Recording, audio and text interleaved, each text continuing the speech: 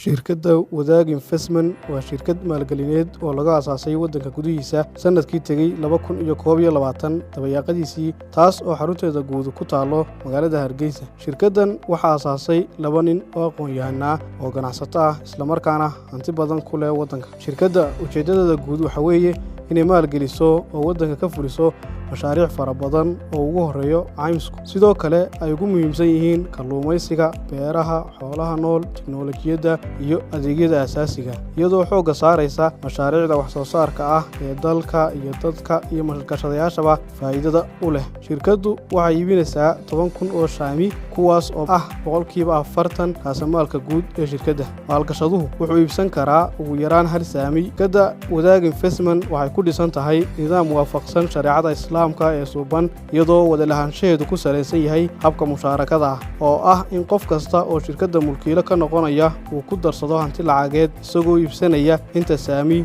ee uu doonayo. Waxa ay shirkaddu soo saarto faa'iido ama khasaare waxaa loo qaybsan doonaa si sanadle ah iyadoo lagu salaynayo qof kasta inta uu ku leeyahay 100% raasamaalka shirkadda. Qofka maalgashadaha ah waxaa looga baahan yahay inuu haysto aqoonsi sida ID card, passport ama wax la mid ah iyo weliba sawir kur ah. Wixii faahfaahin ah nagala soo xidhiidh telefoonada shaashada kaaga muuqda.